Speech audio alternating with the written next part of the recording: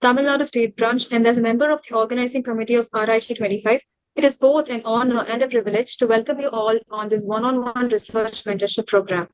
This event stands as a testament to the vision of our patrons. Dr. P. Sengatuvan Sir, State President Team IMA TNSB, Dr. K. M. Abul Hassan Sir, IMA Past President IMA TNSB, Dr. S. Karthik Prabhu, Honorary State Secretary IMA TNSB, Dr. S. Gauri Shankar, State Finance Secretary IMA TNSB, Dr. K. Annamalai Chairman IMA-MSN TNSB, Dr. S. Jamuna Rani Coordinator IMA-MSN TNSB, Dr. V.S. Hariharan, Chairman IMA JDN TNSB, and the dedication of our state leaders and the commitment of mentors who nurture talent and foster inquiry. A special appreciation goes to our organizing secretary, Dr. G. Arunagiri Sir, for his remarkable efforts in bringing this mentorship to life. Today, we gather not merely as individuals striving for academic excellence, but as vibrant community passionate about advancing research and empowering young minds.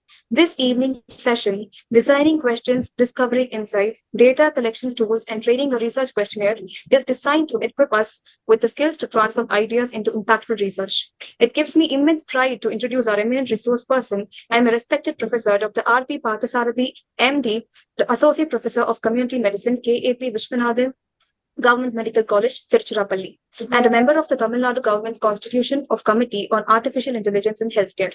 His contribution to the state's AI-based health initiatives, including projects aimed at improving disease detection and healthcare efficiency, stands as an inspiration to all of us. His expertise and dedication to mentoring make him an invaluable guide for every budding researcher here. Without further delay, please join me in extending a warm and heartfelt welcome to Dr. Parthasarathi, sir. Sir, the stage is yours. Thank you. Thank you for the introduction. And yes.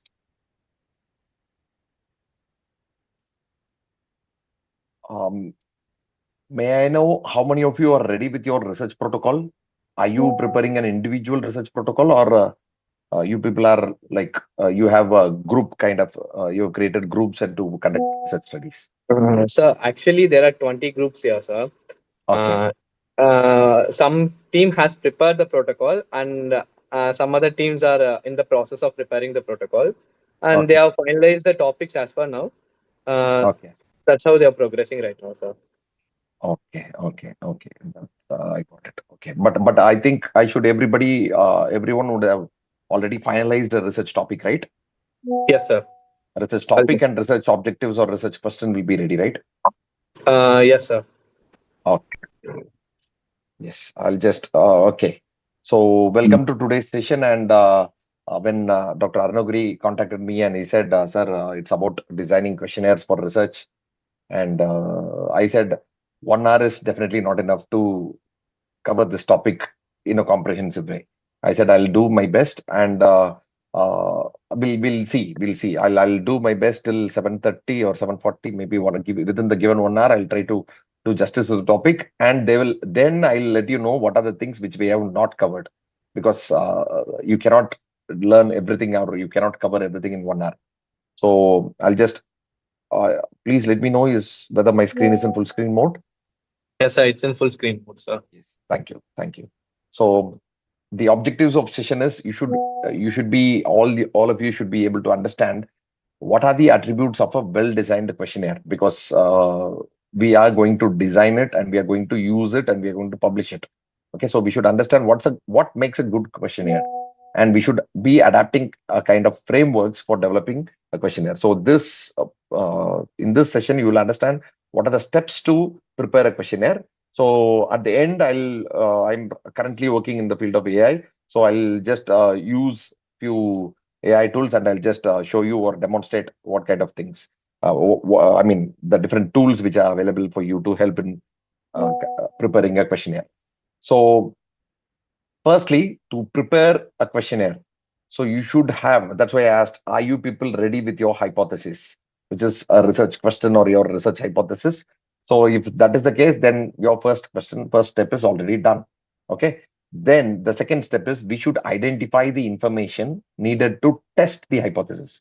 So usually, if you are conducting a descriptive study, I hope the study designs have been already done. If you are conducting a descriptive study, it means you do not have a comparison group and you do not have a research hypothesis as well. You might have a research question only. So what is the prevalence of diabetes in a particular place, in a particular geographical location? So that's your research question. If it is your descriptive study, okay, you might not have hypothesis. The moment you say hypothesis, you are comparing few things and you are assuming some things and you wanted to test the hypothesis whether it is true or false. The last step in any descriptive study is, of course, generating hypothesis. You can generate hypothesis using descriptive studies. You can generate hypothesis using many qualitative studies. So these are qualitative studies, and primarily descriptive studies are used for generating hypothesis. And to test these hypotheses, we have a lot of analytical studies. That's where your analytical cross-section study, your case control, cohort, the experimental studies, all these things comes into play.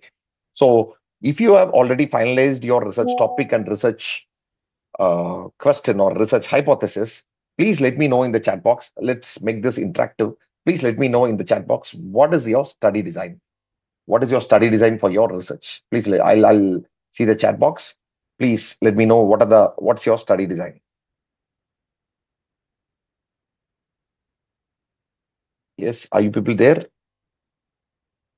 Let me know whether it is a analytical cross-sectional study or a case control study or a RCT or just a descriptive cross-sectional study or something.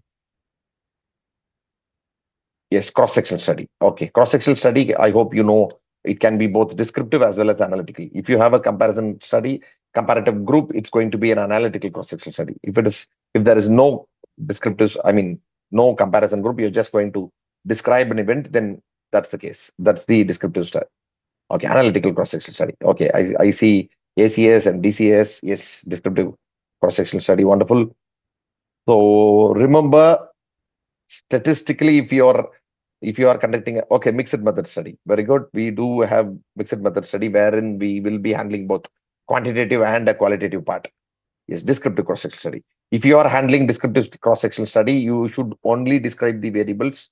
Your descriptive statistics only will be there. There will be no p-value because you cannot do an inferential statistics, and there will be no statistical tests of hypothesis or this thing. So please keep that in mind. Many people do start a study as a descriptive cross-section study. Okay, but the common error, what happens here is they start a study as a descriptive study. Like, let's say, for example, I want to understand what's the percentage of diabetes in Tamil Nadu or in the Chennai city. So I'll design a questionnaire. I'll be asking not just diabetes. I'll be testing about the risk factors as well. At the end of the study, I have all the data. The risk factors: smoking present, absent; alcohol present, absent; physical activity, the range of physical activity; stress related variables, and all those stuff. I do have diabetes present and absent. Okay, if after the study has been conducted, after I have the data, many researchers, what do? They convert a descriptive cross-section study into an analytical cross-section study, because then now they have two groups. Group one who have diabetes, group two who do not have diabetes, and they both are going to, because all the data is there, they're going to compare between, see, the smoking percentage is more among the diabetes than the non-diabetic individuals, and they'll go for tests of significance. The problem here is, when you initiated it as a descriptive cross-section study, you have calculated sample size based on your descriptive cross-section study. So you will not have adequate sample size to test your hypothesis. So keep that in mind and make sure you are clear in what are you doing. Okay, you should decide your sample study depending upon sample size, depending upon your study design. Then the next step is you are going to identify what's your study hypothesis.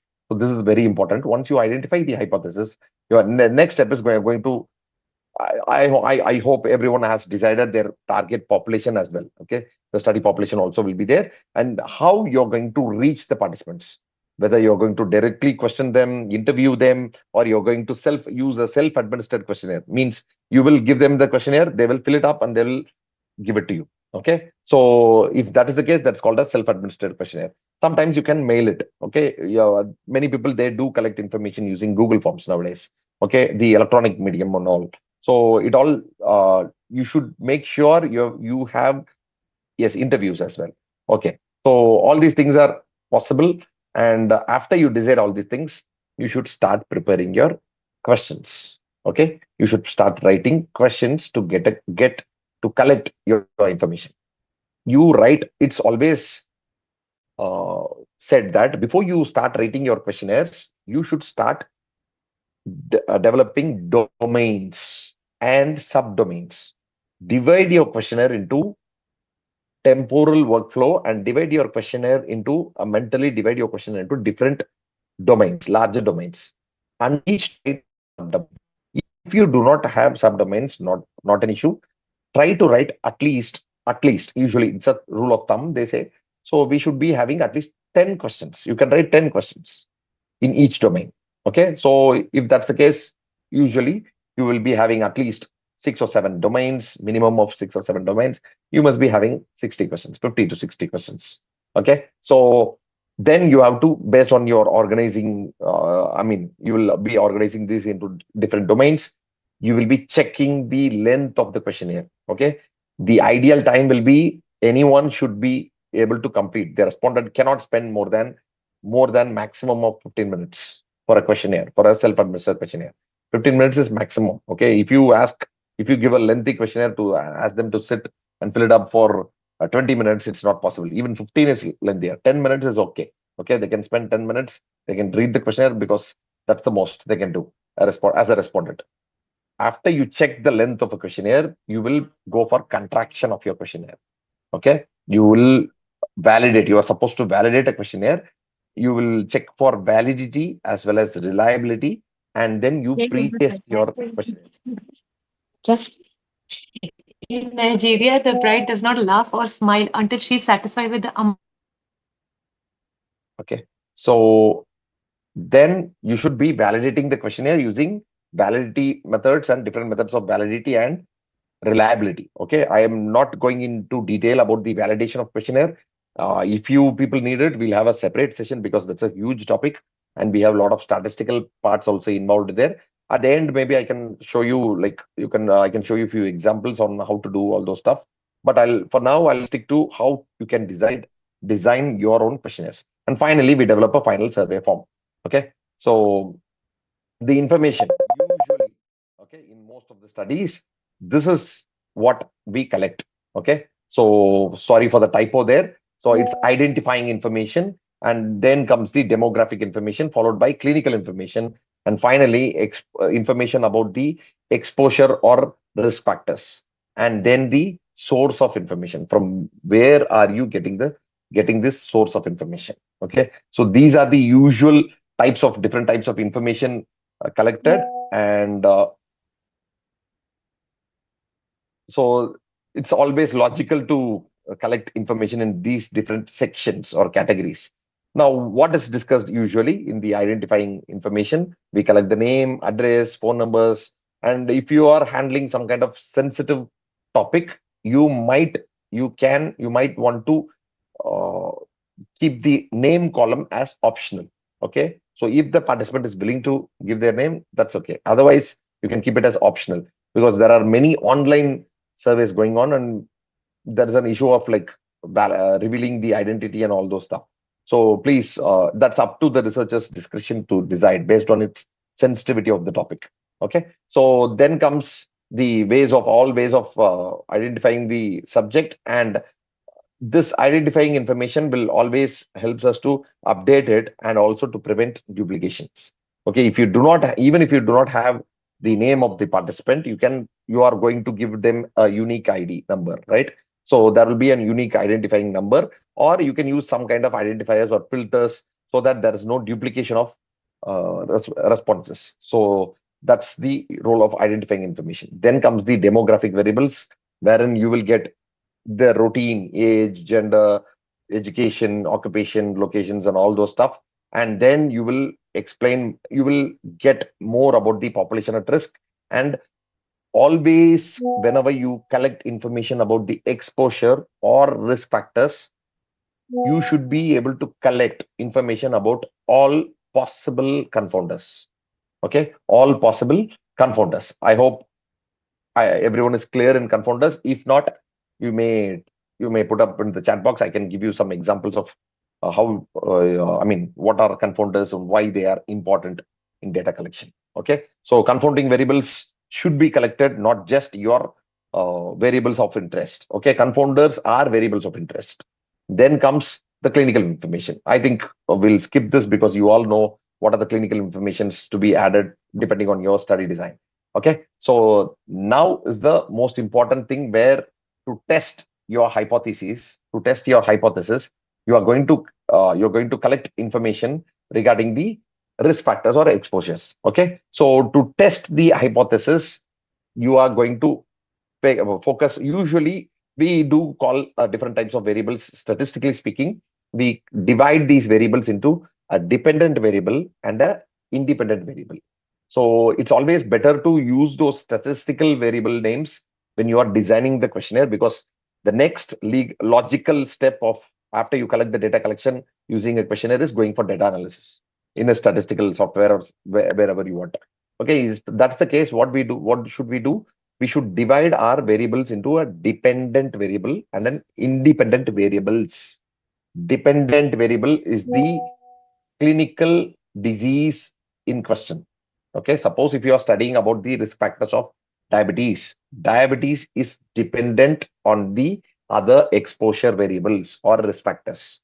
The development of diabetes or the occurrence of diabetes is dependent on the presence or absence of risk factors. So the disease in question is or outcome in question. Your outcome variable should be called as a dependent variable. Okay. There is usually one, if not two or three. Okay. If there is more than one dependent variable, your study becomes, the analytical part becomes a little bit complex, becomes a little bit complicated, because you have more than one outcome variable. You have to go for the next level of analysis. Okay, your model building will go to the next level. You have to you have to build different models to accommodate different outcome variables. Okay, instead of ANOVA, you might have to go for different analysis of different variables and different number of this thing. So not only just ANOVA, you have different kinds of this thing. I mean, model building as well. Regression will be into a different level. So, I mean, you have to go for GEE or GLMs and all those stuff. Okay, that's a little bit complicated. So usually what we suggest is for budding researchers, it's always better to stick with one dependent variable. For one dependent variable, you might be having multiple independent variables. All those independent variables, including confounders, should be included in your questionnaire. Okay, all those independent variables should be the data regarding information regarding all those IDVs should be included in your questionnaire.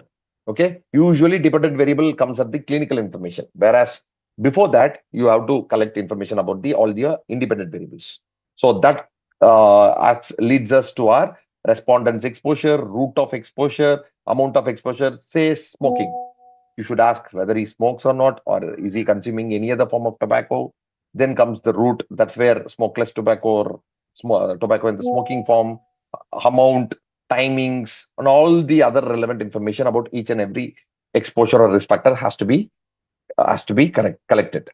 So you have to also identify like who's supplying you the information. Okay, so sometimes if you are into childhood children research related to pediatrics or something like that, you might be collecting information from their guardians or parents. Okay, you should be mentioning the person who's giving you the information.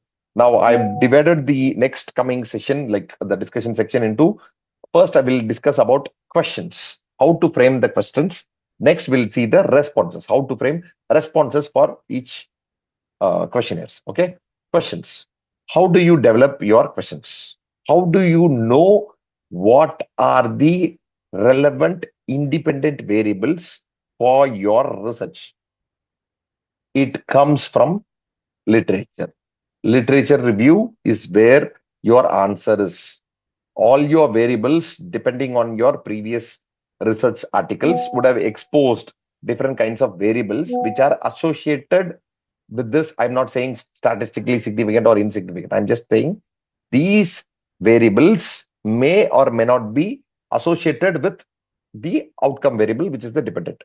So many people would have already searched for different kinds of confounders and different kinds of influential independent variables.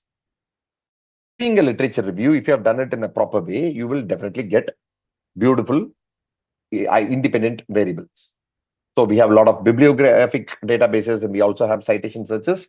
And sometimes, if your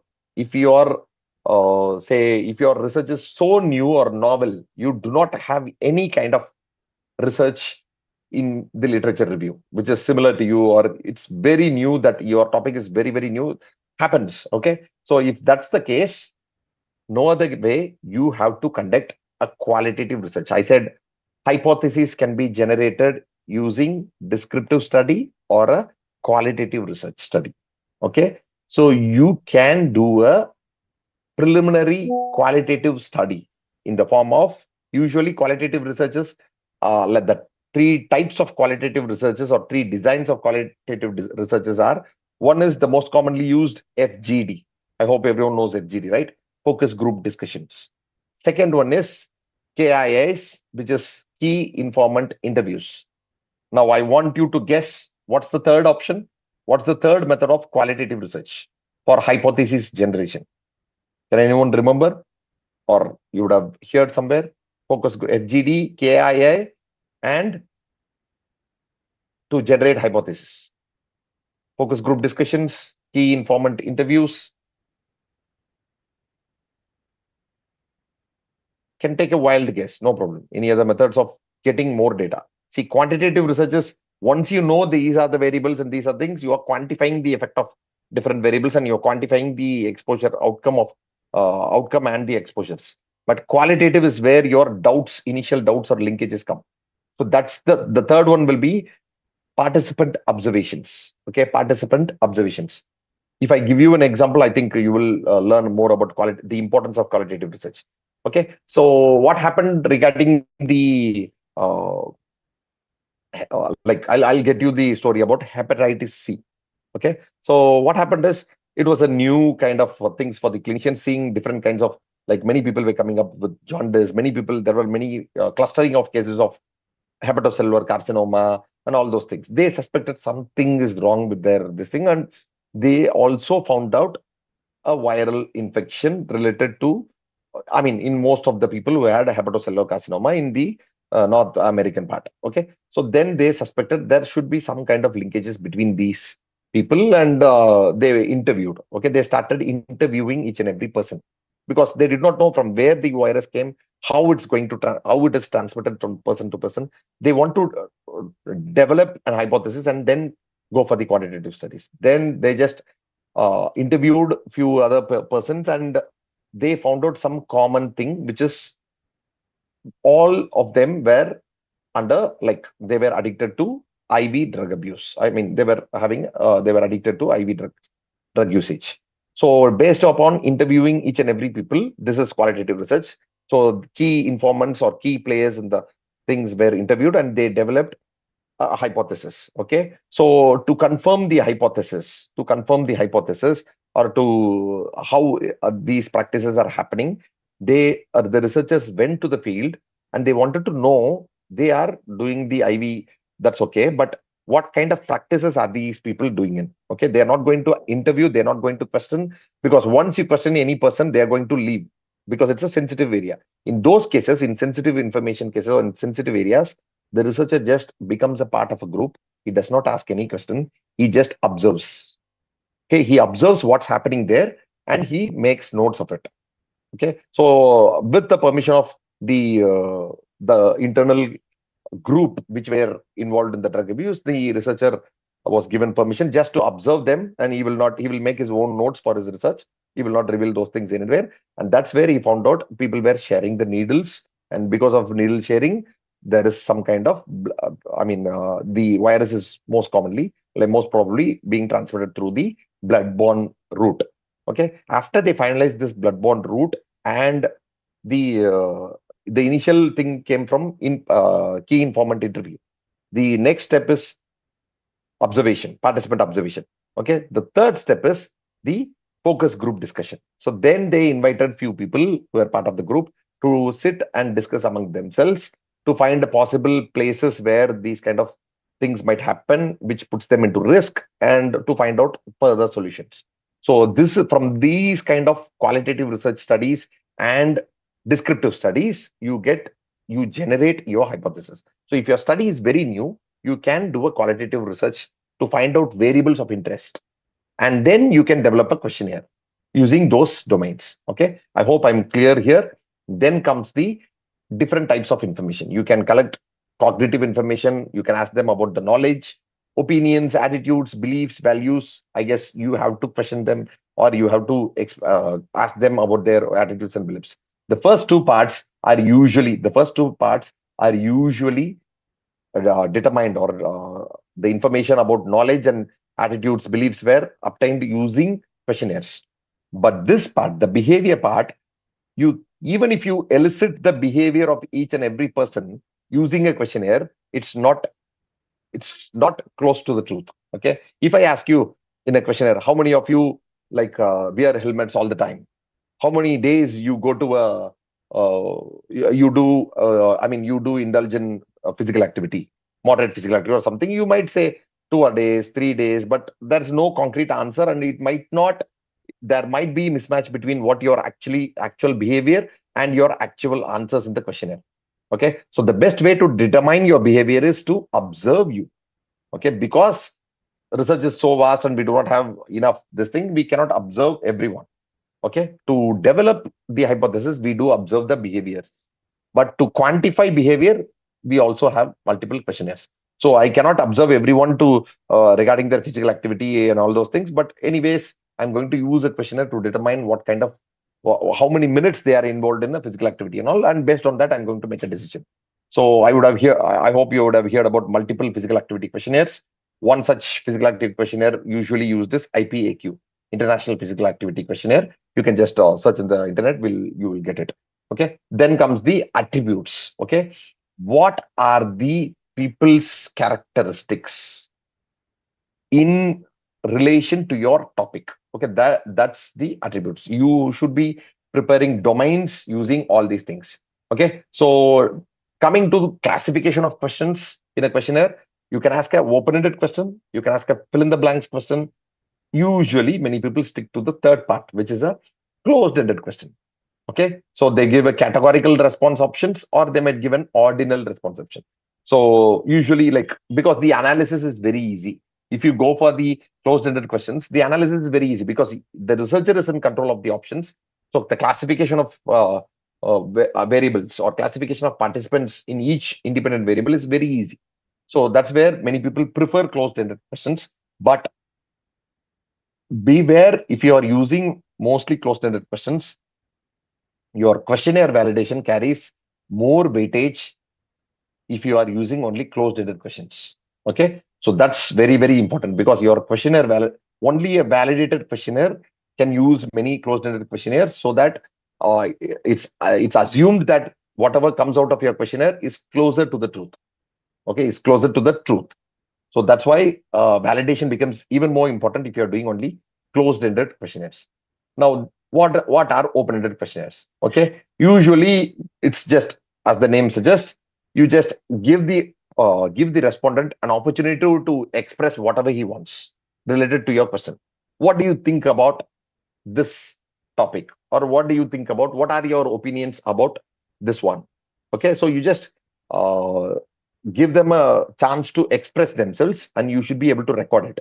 The problem here is, as I said previously, each and every person will be giving you in a different perspective. So the answers are different and analysis becomes very, very difficult. Okay, so that's why people tend to keep it open. So usually they start with a closed-ended questionnaire. They give few options, and the last option will be others. If they've ticked others, then comes the open-ended questionnaire. So they usually screen the participants using a closed-ended options. The researcher knows a few variables. So I'll give you these options. If you do not find yourself fitting into these options, you can select others. And if you click on others, I'll be rerouting you to a different question where you say, please explain why you selected others, or what are the, can you please explain, please specify yourself, please specify your responses or elaborate upon your responses as you have selected others option. So this is a common principle wherein a researcher uses a part of both. They start as a closed-ended, and they also give an option to be open-ended to the respondent. So now what habits do you believe increases a person's chance of having a heart attack? Okay, that's a typical open-ended question. Fill in the blanks question is the simple but not much relevant in our context of research. Okay, either open-ended or closed-ended is better. Okay, like fill in the blanks questions, we usually have uh, only if you are measuring a very simple attribute. Okay, but it's very like it has to be very short, and that's why it's very difficult to frame fill in the blanks questions. People usually go for closed-ended questions. So in a closed-ended questions of your questionnaire, you should be anticipating all the most likely responses. Depending on your literature search or I mean previous studies, you would have got all the options of probable or most likely chances of responses from the people, okay, from the respondents. And you should be presenting the list of options in a mutually exclusive way. There should be no ambiguity in minds of people. I have attended many online surveys and online questionnaires. There sometimes I get confused which one to select. There should be clear cut. The option should be mutually exclusive. So you have to fit in to some kind of this thing, and it should be presented in a proper step by step forward, I mean, clear fashion. So that's the thing. Now, closed-ended questions, you can use different types of scales, which we will be handling in responses, which will be handling more in responses. But usually in closed-ended questions, as I already said, we have a branching question. Okay, so only if you have to filter the questions, whichever is very, I mean, essential. In Google Forms, we make it required, and then comes the questions which are not so important or not so required. And only persons who are selecting a particular response, the response-based direction of or directing the respondent to the next section will happen. Okay, so that's where the branching happens. You can branch the participants depending on the types of questions. Now, if there is a question called you want to ask whether the family has a family health insurance, you should be asking about whether is a married or not. Okay, if he is married only, there's a question of family health insurance. If he is not married, you have to skip that question. If that's the case, you just ask marital status, married, not yet, not yet. If that's the case, if whoever clicks on married, the next question logically will be, do you have a family health insurance? If he is clicking not married, then the next question is not applicable. So directly will be directed to the next question. If you are using printed forms, you should be writing, if unmarried, go to question number 5. If married, answer question number 4. Okay, if this is the usual branching questions to get this thing. Okay, so there are two different classifications as well, unfiltered and filtered question. If you just a minute.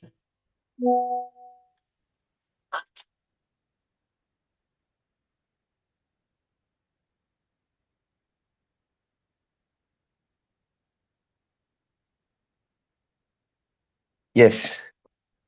Okay, so in the same way, like branching, similar to branching, we have filtered and unfiltered. So if you use a medical software program, which one do you use? Is a totally unfiltered question. If I'm not using, there is no option to answer this question. Okay, so you should first ask, do you use a medical software program? Yes, no. No, go to next question. Yes, which one? Okay, so this is like you have a closed-ended option, and you also have give a open-ended fill in the blanks or something like that at the end to get more information. Now we'll see the wordings are very, very, very, very important when you are asking a question, because as a student you might know well that if your question paper has jumbled wording or some kind of mistakes in wordings, mind things a lot in different aspects. So a small change in wordings might lead to you to different thought processes. So that's where getting your wordings inside a questionnaire is very, very important. Okay, so and responses can be open, closed, and all those things, but always we'll discuss few common problems. I'll just show you. So this is never ever ask leading questions. Okay, if I say, do you want a break, you most probably many people will be forced to yes, no, or something. Many people will not say no, they will go for an yes only. So do you prefer being examined by a doctor of your own sex? Many people, I'm leading you to the answer of saying yes. Okay, but this should not be asked. Instead, you should ask, would you rather be,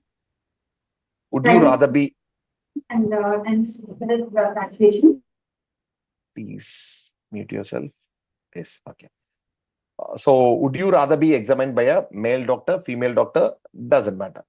Okay. So this is how you should frame your questions. Never ever ask leading questions. Okay. You would have, you can link this or relate these to the cross-examination of by not the first prosecution examination, I think, in the forensic medicine. So where you should not, the leading questions are not allowed. It will be written in the forensic medicine textbooks also. So you cannot ask leading questions. But in cross-examination, I think leading questions can be asked. I forgot forensic medicine a long time ago, but I mean, just I need to refresh that. So if you people are like very much into forensic medicine, you can help me. Where is leading questions allowed and where is leading questions not allowed? And the next problem is, very common problem is, questions being vague. Okay, even open-ended questions become very, very vague. Taking all these into consideration, how happy are you with your stay in hospital? The problem here is I already assumed that he is already happy. The second problem is I want him to describe how happy he is, which many people may not find proper words to quantify happiness. Okay, so for these kind of vague questions should be avoided. Okay, instead you can say, overall, how would you describe the care you received in hospital? Because I'm not assuming him is happy. Here, in the first place, I'm already assuming that how happy are you with your hospital? If he is unhappy, he cannot answer unhappy. You're already happy, give me the rating. Okay, so here I can give him the option. How would you describe the care you received in the hospital? So this is how you should ask a question. And threatening questions. How often do you smack your child? Okay. Do you know enough about treating patients at risk of stroke? Okay. So this is the, it's like threatening the respondent's knowledge or respondent's will to answer the question. So that's where never frame your questions in a threatening way. Okay, so always try to group your questions into different domains. This we have already discussed. Okay, so and if there are many kind of words which are repeated in each and every section, you can group it with a common stem. So these questions, it's very difficult to read all these three questions, right? So it is when it is grouped into a common stem. During the past year, how many times you have visited a doctor, been a patient, been admitted? So now it's easy to read and easy to answer as well. Compared to this one, I think this is better, right? Okay, so that's where if you have a common stem, if you find you can create a common stem, then go with the common stem and stack the questions one below the other after the common stem. Okay, next comes a problem of double-barreled question. Okay, how often do you have coffee or tea in a day? How can you answer this question? How often do you have coffee or tea in a day? Because I'm bringing my two variables in one question. Okay, in Tamil we call ஒரே கல்லுல ரெண்டு மாங்கா. So that's not possible in research. You have to separate it. I mean, how often do you have coffee? How often do you have a tea? You have to have a different questions. Next comes the problem of double negative questions. Okay, doctor should not be required to see patients outside surgery hours. Not only that, I give them the option agree or disagree. Now it's a little bit confusing, right? Doctors should not be required to see patients outside surgery hours. Should I agree with that or should I disagree with that? Instead, frame this like doctors should be required to see patients outside regular hours. Okay, outside regular hours, the doctor should see the patients. Agree, disagree. Now this is better. So avoid bringing two negative options together in one place. Okay, so that's always better. And complex questions. Okay, so I'll just show you this one. On a scale of 1 to 10, please rate for each 12 categories based on your knowledge, confidence, experience, and all those stuff. Instead, don't explain them that there is grade of 1 to 10 and rate them for 12 categories. These information, they are going to anyway, they are going to see the questions. Okay, once they see this 1 to 10, this markings, they will understand what is 1 and what is 10. Okay, so you need not explain from the range of 1 to 10. Please rate each 12 categories listed below. Even if you say 1 to 10, that's okay. But why should you mention 12 categories listed below and all? That's not needed, because the 12 is, you would have most probably would have numbered those questions below. Okay, don't add those things. And hidden assumption, we discussed this previously. I'm assuming already the patient is happy, and then I'm asking is options like how happy are you are, and setting the time frame. Okay, so when you are measuring a behavior, usually setting up a specific time is important. If you are assessing physical activity, then you have to set in the last week, in 1 month, or something like that. Okay, recent, because there's always a problem of memory bias, so you should take that into account. And when you're assessing behavior, the information about each person's behavior is short lived. Okay, is yeah, I mean, there's a problem of memory here, so you should be taking that into consideration. That's why when we elicit diet history, we usually use 24-hour recall method.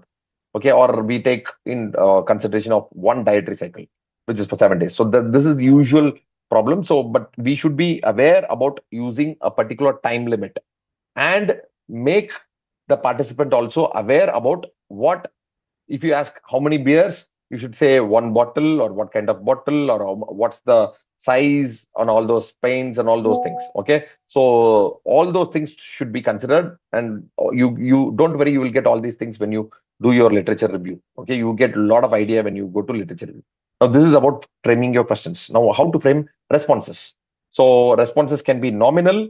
Okay, so whether gender, all those things based on names, because there's no meaningful order, or ordinal, wherein you have a proper order, starting from a illiterate to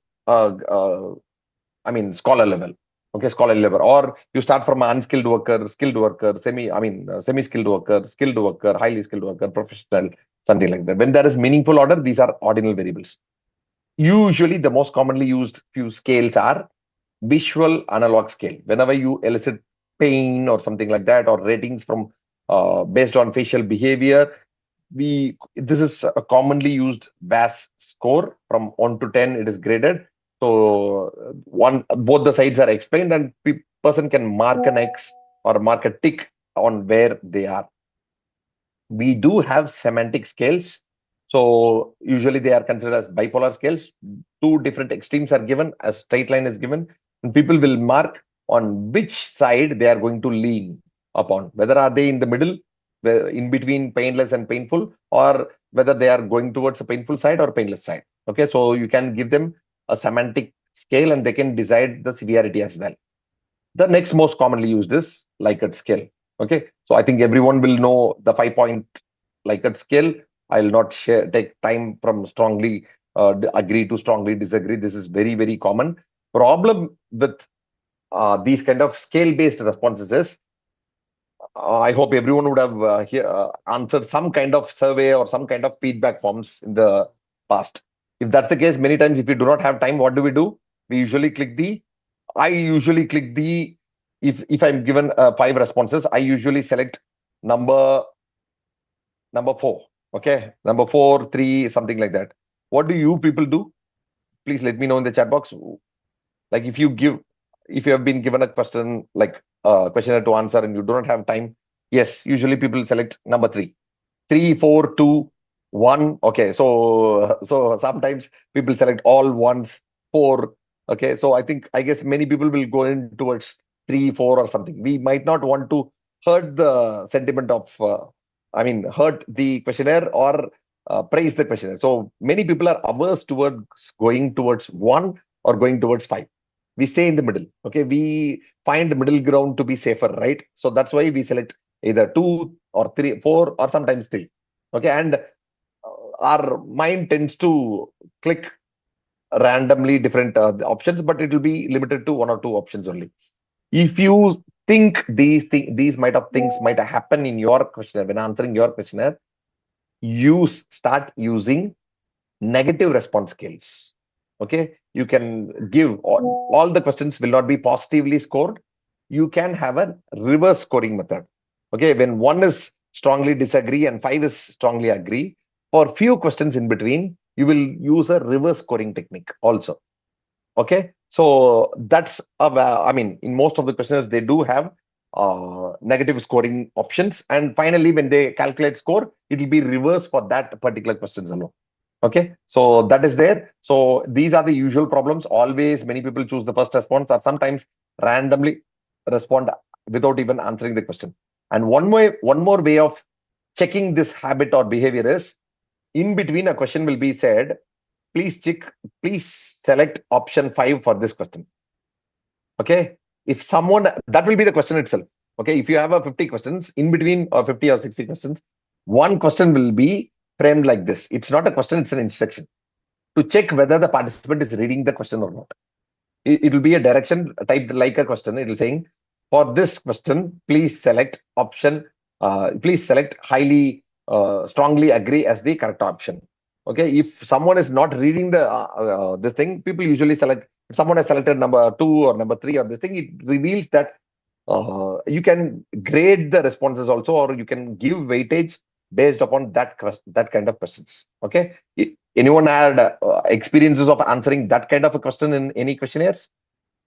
Okay, in between the questionnaires, to check whether the respondents are reading the questions or not, there might be a checking question. Okay, it will say it's not a question at all, it's just a statement, please select option 5 for this thing. And we would, if you're not reading the questions, you will be caught there. Okay, so this is a common way of to discourage these kind of behaviors. Okay, and with that, I think we complete questions and responses. And finally, we have entered formatting the questionnaires, which is ordering the questions. Always remember, go from general information to specific information. Start from impersonal information to personal information. Start with easy questions to difficult questions. Okay, start slow. Okay, start low, go slow, and gradually increase the specificity and complexity of the questionnaire. Okay, the final specific and complex ones has to be coming at the end. Okay, so that's very important. Now, after you format your questionnaire, you are supposed to, I said, you are supposed to validate the study or your questionnaire for validity and reliability. Okay, so how do you, validity is all these definitions are less. Validity is, it has checking whether the questionnaire is measuring what it is supposed to measure. Reliability is whether, even if you repeat the same questionnaire, are this question eliciting the same kind of responses. Okay, so that's very, very important. And primarily, I'll share all these slides with you all, don't worry. Okay, so finally, you have to prepare a layout of which contains the introductory page and all those stuff, the study title, your getting the informed questionnaire starts, and then enough space for each and every question to be answered. And when you ask a closed-ended questions, please line up vertically. Don't go horizontally because it's very difficult to read. And the final slide will be different methods of collecting data, which is usually electronic now. Sometimes previously people used to call and get the information. We did telephonic surveys at the times of COVID. We had SIF forms, okay, COVID information forms, and we were calling each and every contact number given by the patients, and we were eliciting their type of contact history, and we were advising them to stay home and something like that. First, we used to collect all the information using a questionnaire, and then we did all this stuff. Okay, so these are the steps, or these are the to summarize, we have covered what kind of questions you can ask and what kind of responses to be set. Okay, so what, as promised, I'll just tell you what are the things which we have not guidelines which mentions the drug of choice, induction drug of for trauma with hemorrhagic shock. So is it a are you is someone asking me a question? Please, No. the voice is not clear.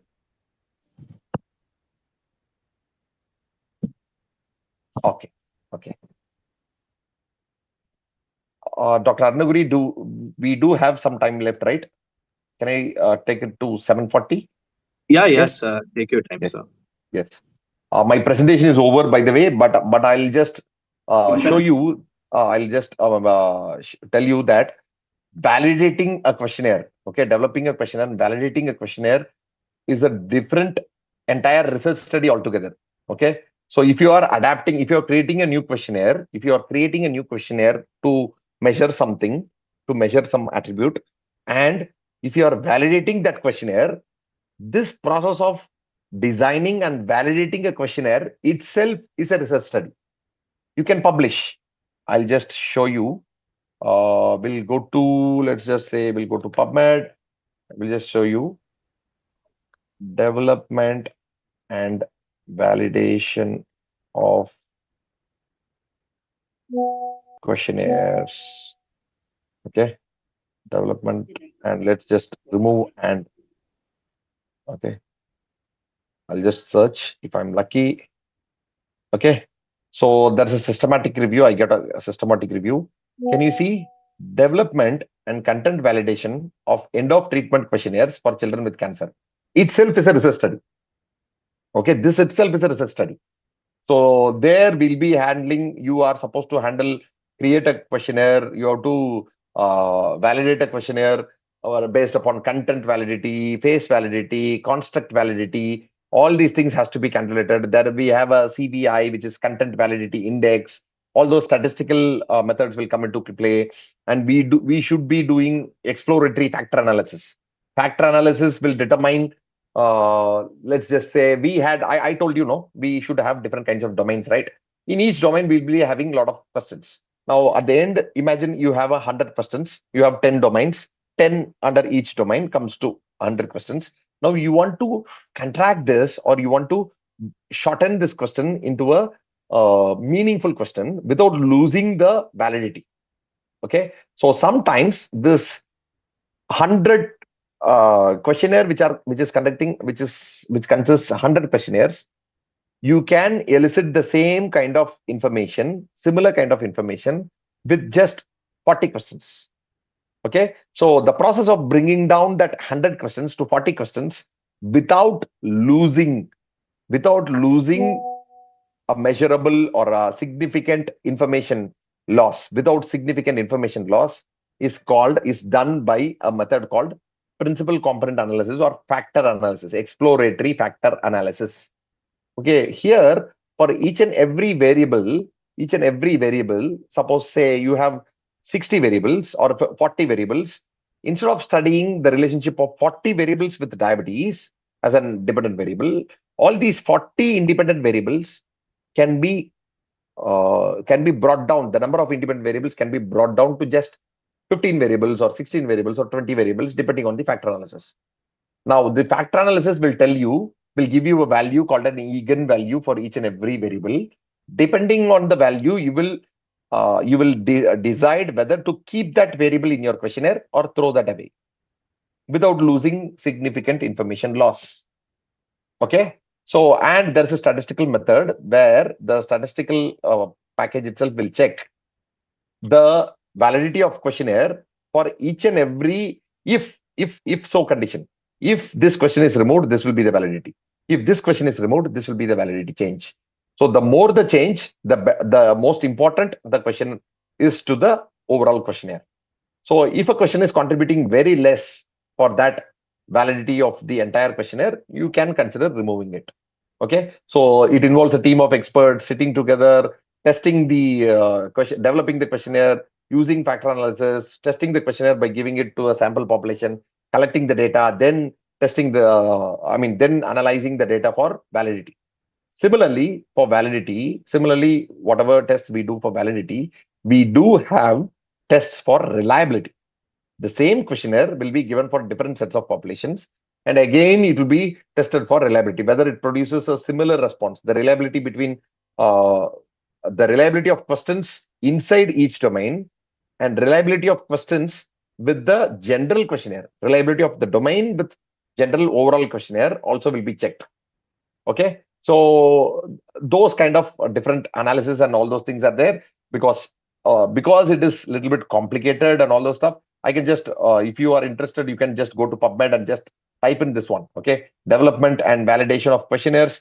This itself is a different research. Okay, this itself is a research study. It's valid and it's agreed to publish. Is it compulsory for the questionnaire development paper to be published before we can use it in our study? No. It is not compulsory. If you have developed your questionnaire, it's not compulsory to publish. But if you have gone through the entire hassle of developing, you put in so much efforts to prepare or to validate a questionnaire, you have developed a questionnaire, you have validated it in your population, why not publish it? You have done the hard work.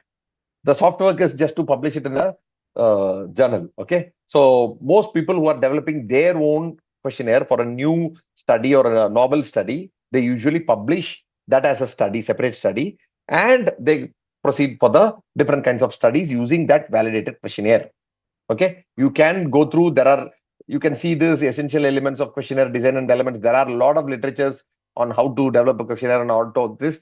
I guess I can open your door to how you can use, develop a questionnaire on your own and validate it. Now, Arnagiri, is there a specific WhatsApp group for all the participants? Yes, sir. It's there, sir. Or can I share? I'll be entering into the AI space now because Yes, that will be the most useful thing. And is it okay if I share the prompts and all those things in chat box alone? Yes, sir. I guess everyone can handle, link or use the information from chat box, right? Yes, sir. Yes. I want everyone to. Not, the link you can even send me, sir. I will share in the group or something. Okay. They can open the links. Chat box, no? Chat box, Yeah. no? Yes. Okay. Mostly I'll be sharing the information in WhatsApp. I mean, in the chat box, not in the WhatsApp, because WhatsApp takes more of this thing. Chat box is convenient for me. Okay. So I've shared a link in chat box. Please click on the link and please go to Claude AI. Please go to the link on Claude AI.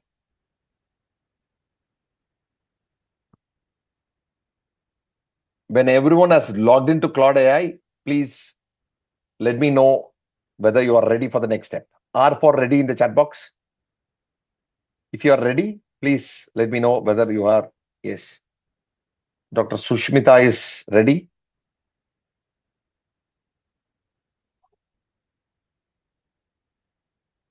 And by the way, I want someone to just post their research topic, if you don't mind. If you do not mind, someone can, or some group can post their research topic for which we are going to develop or design a questionnaire using AI tools.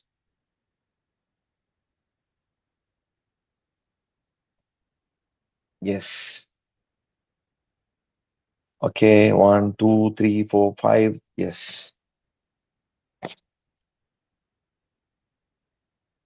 Shall I proceed? Yes, Dr. Arnagiri is giving me. Okay. Yes. What is RMR? Okay, maybe you're ready. Okay. So effectiveness of surgical offloading procedures in diabetic foot ulcers, a mixed method study. Okay, for a mixed method study, if you are searching for a questionnaire, I would suggest proceed as a quantitative study and get a list of questionnaires. Next step, proceed as a qualitative study and prepare a FGD guide or a interview guide. Okay, prepare a FGD guide or a interview guide. Okay, now before we jump into a questionnaire, is there anyone who can tell me what is the difference between a questionnaire and a schedule or a schedule? What's the difference between a questionnaire and a schedule? You can unmute and answer me. I'm just open. Don't take this as a formal lecture or something. Let's just discuss. I'm just a speaker here. You people are participants and we are going to have a discussion here. Please make it as a discussion. Yes. You can unmute and discuss. What's the difference between a questionnaire and a schedule or a schedule? People say we prepare a proper. Yes. In questionnaire, there won't be an interaction, sir. But when it comes to a schedule, there will be interaction will be there, sir. Yes. Say, if I have a structured questionnaire, I can give it as a self-administered questionnaire to the participant. The participant can fill it out. But if I have few semi-structured questionnaire, wherein few things are directly understood and the participant can directly respond. But few questions, I have to be there. I have to physically be there. I have to explain them. Okay, on what context I'm asking the question. So if I use a questionnaire for my interview, I'm interviewing a person using a questionnaire, then an interview using a questionnaire becomes a schedule. Okay, so when you are asking questions using a questionnaire, it becomes a schedule. Now people are ready, I guess. I've copied the topic given to me by Dr. Arnagiri. Now I'll be using, okay, before Claude, let me go to, I want you all to go to your most commonly used LLM. I guess that will be ChatGPT. Sorry for that. And please go to ChatGPT as well. I think you people will not be needing ChatGPT anyway. I mean, link to go to ChatGPT. Go to ChatGPT. There are many different advanced use cases for advanced prompting techniques. Okay, so I've done more than 5 or 6 prompt engineering courses. So as you all know, I'm part of the committee as well for the AI and this thing, and I've conducted a lot of workshops related to AI. I think even in I think we visited Madras Medical College also. We've conducted workshops there. Even in Tiruvallur, I came, and this is our website link. You can, when you get time, you can just visit, or I'll share our WhatsApp channel link also. You might follow them. You can follow them. And here we conduct primarily AI for research as well as AI for medical education. Okay. So we have conducted around, very recently, we concluded this Sunday, we concluded our 8th edition of Brainer, which is bridging research and AI for next gen educational reforms. Okay. So Trainer is the program wherein we discuss about different methodologies, and these are different kind of workshops which we have done. The list is yet to be updated, and this website and all these technical things are handled by us faculties. Maybe for you Gen Z students, it's very easy to maintain a web page, prepare a web page, or maintain a website and all these things. We are doing it on our own, and like I have attended a lot of AI related courses and all those things, and we have been teaching this for a while now. Okay, more than a year we've been conducting workshops. Even for students, medical students, we've conducted workshops on how to use AI responsibly and how to use AI in a very effective, fruitful way. Now there is you can click on the core team, and you can click here and join our WhatsApp channel. And I'm happy to announce that I've been selected. I've been invited as a speaker for International Medical Education Conference, which is going to be happening in Christian Medical College coming February. And you can, so there are many international faculties as well as national faculties, and I've been invited here. There's a spelling error in my initials, but never mind. I've been invited to both present in the conference as well as conduct a pre-conference workshop regarding use of AI in medical education. And I thank for the opportunities from different parts. And very recently, I've been attending the DHR. I've been invited for the DHR ICMR workshop as well to present for use of AI in clinical research. Last week, I presented in the Department of Health Research ICMR workshop handled by St. John's Medical College in Shimoga Institute, which is in the central part of Karnataka. So based on the, coming back to the question, I'm just letting you know that you are in the right place, and you are learning the prompting skills and AI skills from the right person. Okay, because I might be very new to all of you. So that's why I'm telling you, don't worry, whatever I'm discussing here is a valid, and these are this thing. Now, how many of you have heard about a tree of thought prompting method? How many of you have heard about tree of thought prompting method? Anybody has heard about tree of thought prompting? You can just post yes or no, Y for yes and N for no, the chat box. No idea, no problem. Okay, so there is always time to know. Now, tree of thought prompting, there are different types of prompting methods. Okay, tree of thought prompting, chain of thought prompting, contextual prompting, multi-stage prompting, interactive prompting, different kinds of advanced. These are all advanced prompting techniques. Now we are going to use that tree of thought, knowledge of tree of thought prompting, to find out. Okay, let me show it hands-on, then you will understand. Okay, this is the research topic. Sorry, I forgot this one. Okay. Okay, this is my research topic. Okay, this is my research topic. Diabetic foot ulcers in, is this study in Chennai? In Tiruvallur, sir. In Tiruvallur. Okay, let's keep it as in Chennai. Okay, this is my research study.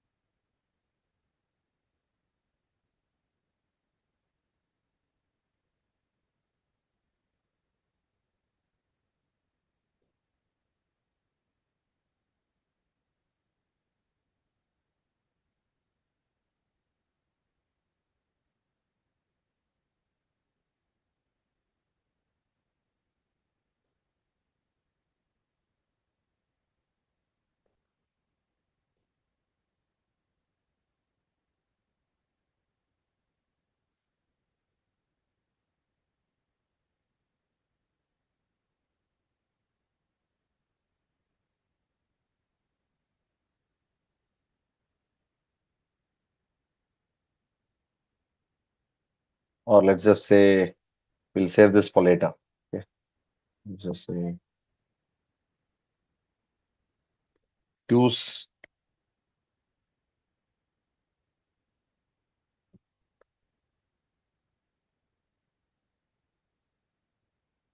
say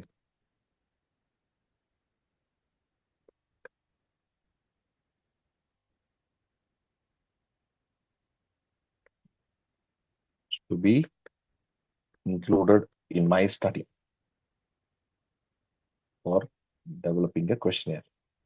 Because there are different types of prompting, and you might have already noticed few things. This thing. So assume that you are an expert medical researcher with 3 decades of experience in research, especially designing tools for surveys and medical research. This is your research topic, effectiveness of surgical offloading procedures in diabetic for foot ulcers in Chennai. I want to explore all possible variables to be included in my study for developing a questionnaire. Okay.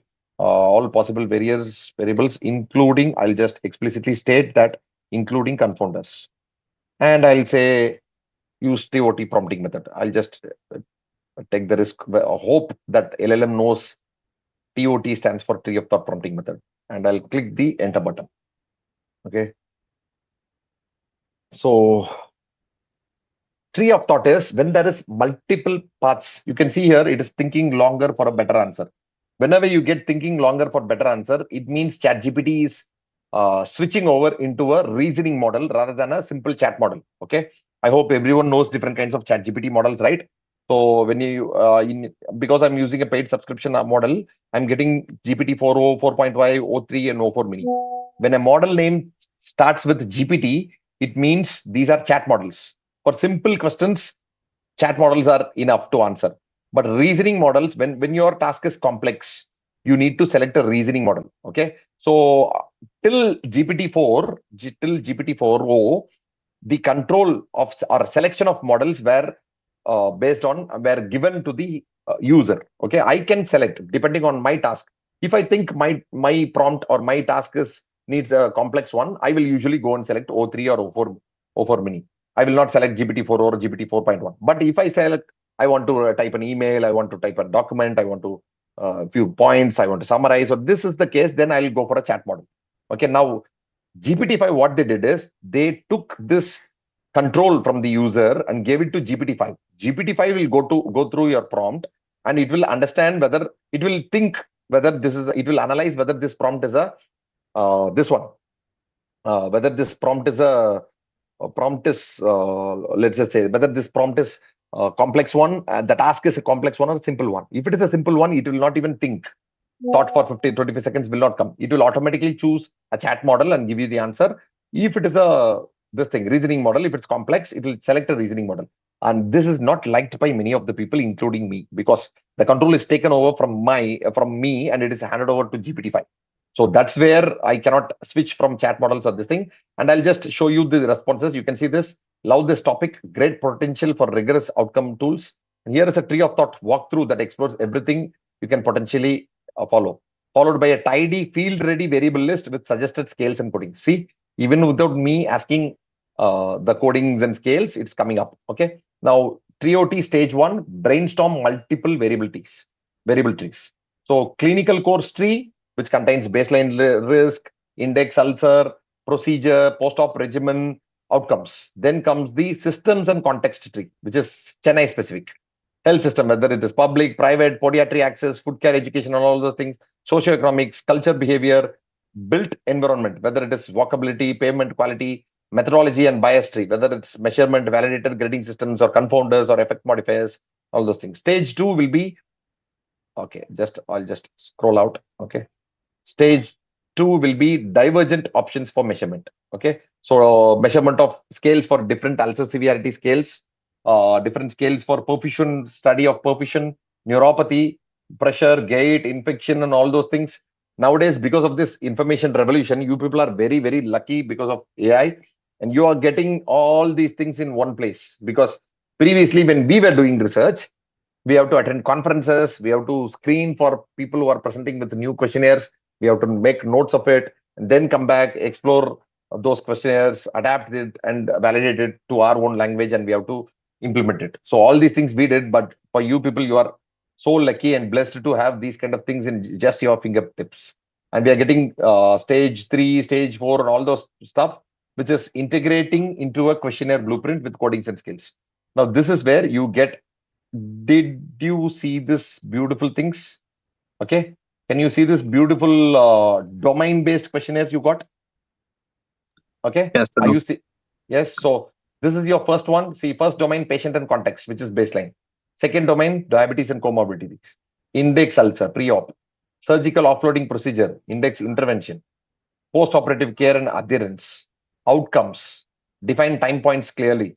Primary, secondary.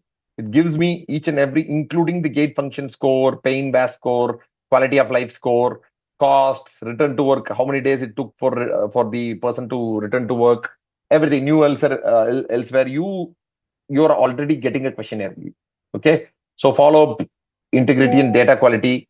Possible confounders. Can you see confounders? Measure at baseline with validated tools when possible.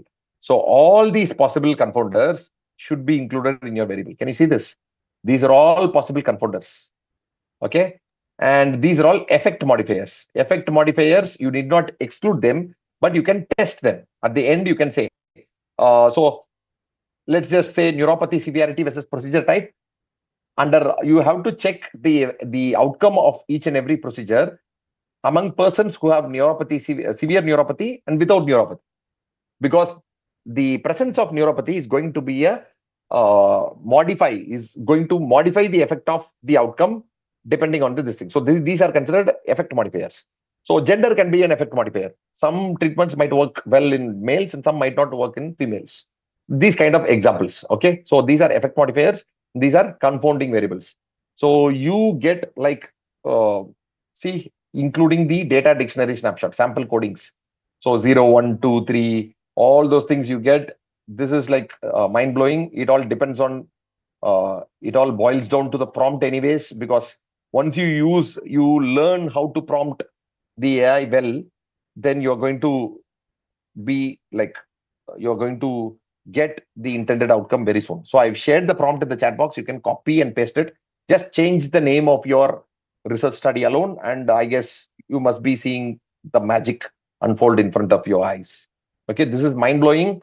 As a follow up in the same context window, I'm just going to prompt. I'm just going to prompt. Okay. I'll just say, if I want, it also says, if you want, I can convert this into a clean red cap variable dictionary or a printable CRF. My God, I'll just say, okay, for this, let's not use ChatGPT. ChatGPT also does a good job, but okay, let's try this. Okay. For this same research study, search the internet and give me a list of validated questionnaires that can be adapted and used in my study. Give me the copyright status also for each questionnaire.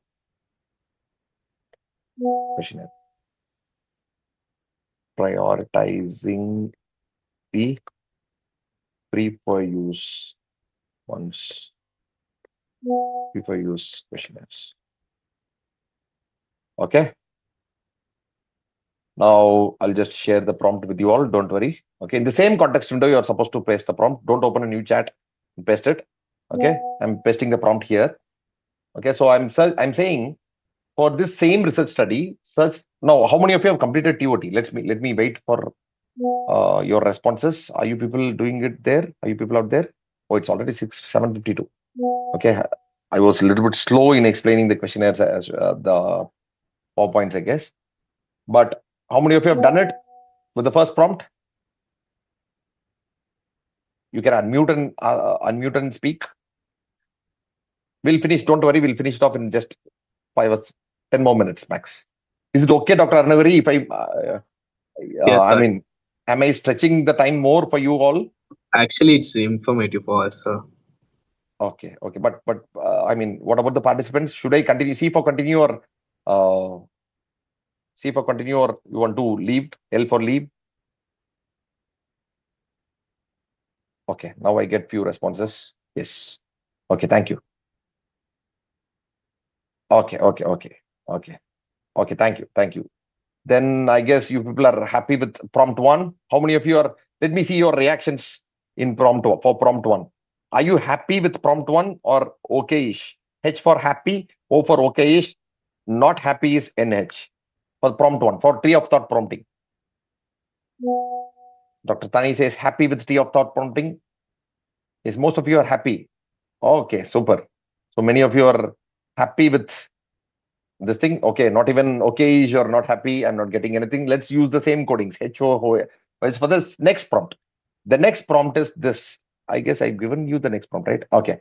This is for the second prompt for this same research study in the same context window. I hope everyone knows what is a context window, right? Okay, context window is for ChatGPT. It is. I'm very happy, sir. Okay, so no problem. So here, context window is for ChatGPT. The context window is 16,000 tokens. If you exceed the 16,000 tokens, ChatGPT will forget what you spoke in the first place. See, I'll give you the example that suppose me and Dr. Arnagiri are meeting for the first time. I'm just starting the conversation with him. I'll just say, what's your name, doctor? Okay, you are from which college and all those things. And we talk about these workshops for 5 minutes. Okay, this happened over the phone. And after 5 minutes, I just forgot his name. Okay, because there are many things running this thing. And the same way, ChatGPT also can hold only 16,000 tokens in one chat. Because if your words are not tokens, both are different. I don't have time to explain all those things in one go. Okay, we are conducting a 5-day workshop for research, which is from 6 to 8:30 for 5 days, or otherwise in weekend options, which we just concluded. Every 3 months once or 2 months once we conduct these workshops. So here, what happened here is the tokens, once you exceed out of tokens, the AI will start hallucinating or will forget what happened in the first place. So in the same context window, if you are chatting, you need not mention the previous topics. So you did not mention the research study again in the prompt. So for the same thing, I'm saying search the internet and give me the list of validated questionnaires that can be adapted and used in my study. Okay, give me the copyright status also for each questionnaire, prioritizing the free to use questionnaires. Now I got a beautiful list of questionnaires: diabetic foot ulcer scale, description, validation, context. Okay, I just have to zoom out so that I can read. This is the issue with ChatGPT. So I'll just, okay, I can copy and paste it somewhere, copy table. I got a beautiful table saying the DFS is under copyright. You will likely require permission to use. Also under copyright. Okay, this copyright is less clearly documented. Copyright is not widely published. Since it is recent, authors may hold rights. Usually academic, low barrier, which is this one. Foot care knowledge questionnaire is usually academic, low barrier, but check with original author. Likely academic use is permissible, but formal permission is prudent. So please go through this copyright status also. If you are using any validated questionnaire, you are supposed to take permissions also. Okay. Only the free to use copyright free to use questionnaires, you can just adapt it to your own context. If you are using it in English, you need not validate it again. But if you are translating it into Tamil language, then you have to retranslate your Tamil back translate it into English and check for reliability.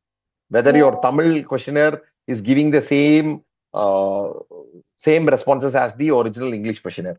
Okay, so all those language translations and analysis, it's a little bit difficult to explain in one go. So this is where I find, so you get a beautiful responses, and you can see here prioritization, or you can see here, these are prioritization. Free to use low barrier options first. These are the low barrier questionnaires, practical considerations and recommendations for your study. Okay, now also joke time. Why did the questionnaire go to surgery? To offload its burden. My God. Okay, so because I get bored whenever sometimes sitting with long hours with AI models, I have personalized this model. Okay, so can you see this personalization? Crack one-line jokes after each response based on my chat context. So this is where custom instructions, break my boredom. So after each and every chat, you can see here also one-liner. Offloading pressure is key. Let's make sure the questionnaire doesn't offload the important questions. Okay. So ChatGPT comes up with, you can tweak ChatGPT settings and you can play with it. But to develop or frame a questionnaire in one go for initial screening and finding out variables, ChatGPT is good. But ChatGPT is good. Claude is great. Okay. Claude is great. For the same prompt, okay, I will not go to the chain of thought prompting in Claude because remember the tokens in Claude is very, very limited. So use the tokens wisely in ChatGPT. Use your tokens widely in ChatGPT. Now, what I'll say to Claude is, I'll say, assume that you are an expert researcher and all those, this is your research topic. And then I will not use the TOT. I'll just jump into asking the next chat, which might be in chat box. So, which will be this one. Okay. For this same research study, I'll just copy this. Yes. And I guess I'll paste as plain text. Okay. Now I'll click on this one. You should see the artifact opening in a while. And ChatGPT is a first bench student. Okay. You ask a simple question, it will answer you in a one it will answer you like it's an essay question. You ask an MCQ, it will write an essay. There are few students, like if you are in Vivavos, if you ask a question for which if they know the answer, then the next 3 minutes he's going to sit there and answer for that single question, and he will not give the opportunity for the examiner to ask the next question. Okay, a bit longer. Thanks for your patience.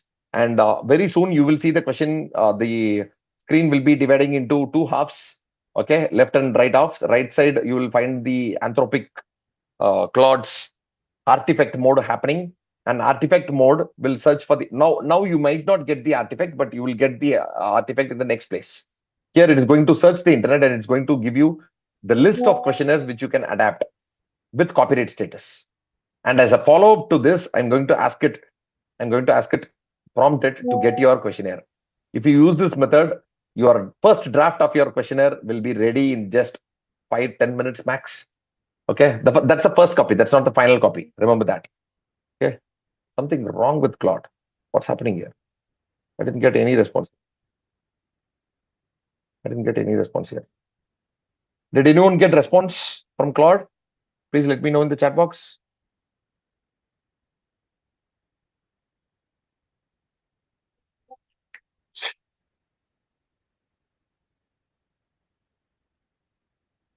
There's something wrong with Claude, I guess. For me, nobody got the response.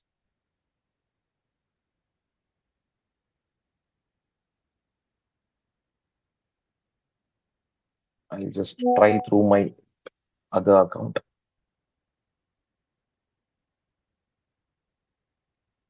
No, Dr. Tavasi says she also didn't get.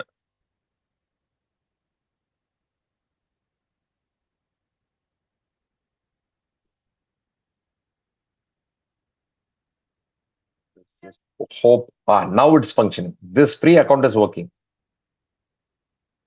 Trying again shortly, taking longer than usual. Attempt 2 of 10. My God, something wrong with the servers of Claude. Anybody got the response? R for response. NR for no response. Or for response, NR for no response from Claude. Come on, Claude. This is the risk of live demonstrations. Happens.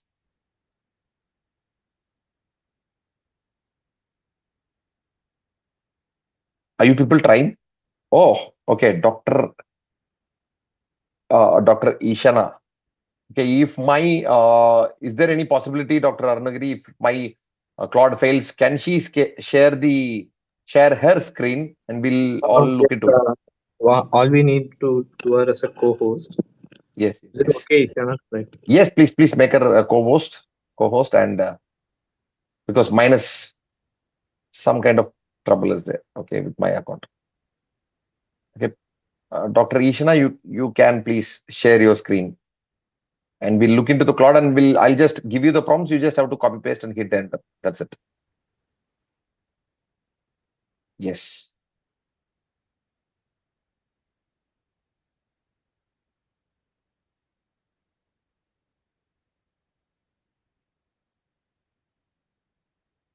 Yes, I'll just stop screen sharing, and I think Dr. Ishana, please share your screen, and we'll just finish it off in the last 2-3 minutes.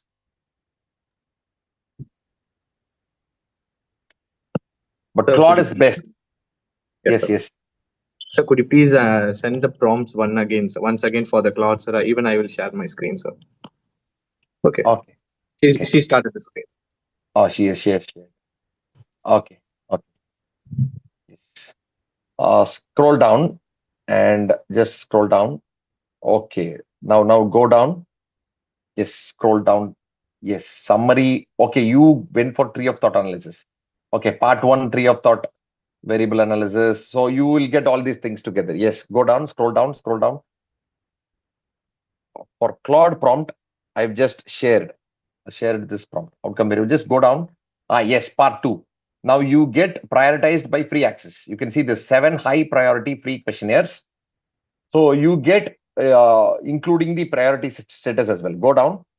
It's always better if you use laptops to uh, use AI tools like Claude and all. So restricted, and you can get a list of status. Yes, copyright status summary. Okay, this framework is ready for protocol development and ethics submission in Chennai. That's all fine. Now I'll just do one thing, Dr. Ishna. I'll share the prompt in WhatsApp chat. You copy the chat and paste it as a reply to Claude. Okay, I'll just share the prompt in WhatsApp. I'll say using the okay. Next, okay. Now I'll say directly draft a questionnaire for my study using all the above variables. If you are using in laptops, you will get a different.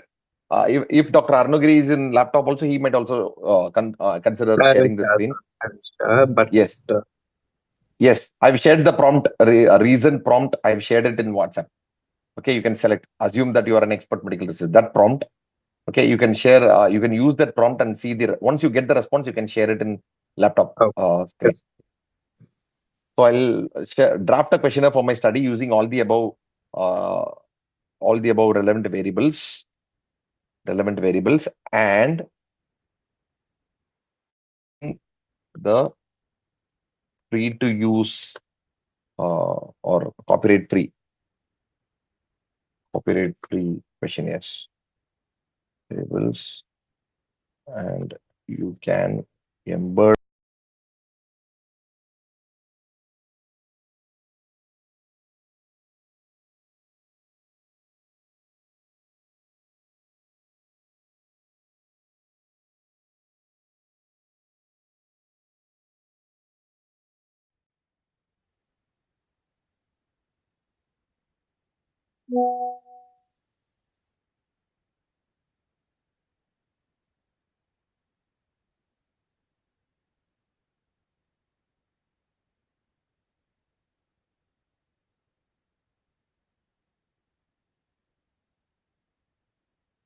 Thank you. It's already 8:10, and thanks for everyone who's staying back. I guess few people have left, but that's fine. Actually, it's live telecasting in our YouTube channel as well, sir. Oh, okay. So there's a backup for everyone. Okay. But see, even if you live telecast, I'll tell you the truth. Okay, people will say if you have multiple options, people will think we'll watch it later, we'll do it later, which they will never do. Yes, Okay, sir. based on my experience, wherever I go, I get this thing. I'll tell you, for the last more than a year, we've been conducting online workshops. They will ask for recordings, they'll ask for PPT slides, they'll ask for this thing. You give whatever they want, they'll be happy at that moment. Next day, they won't find to go through the slides. They will not go through the videos. They'll not go through anything. Okay, only if you attend live, you're going to learn it. Otherwise, it's gone. Okay, this is the problem with Gen Z also. You have multiple places where you can go and get information. So what happens is you are spoiled with a lot of choices. Okay, so you think we'll go to YouTube is there, we get textbook is there, teachers are there, you can learn there, everything is there. But the doing part will never happen because so many options are there. Previously, there were not much. We did not have any. The teacher was the only person, and classroom was the only place where you get different. I mean, the person who is teaching medicine. So we went there. Otherwise, we have to study on our own. There's no other options for us. But now, because of the flood of information, I find it as this is honestly my own opinion. I'm not blaming you all for this, but I'm telling you, I can see this unfold in front of my eyes. So that's why. Uh, I can see a lot of people whenever I present, they take their mobile phones, take snapshots of their slides and all those things. But those images, how many of you agree with me? I don't know. Those images will stay in the gallery, will die in the gallery along with the phone. We will never find time to go back to the gallery and revisit those images and learn something. I've never seen anyone going back to the slides unless it's very much needed for them at the this thing. Sir, I got the questionnaire. Dr. Manoranjani, please share your screen. We'll definitely have a look and we'll conclude.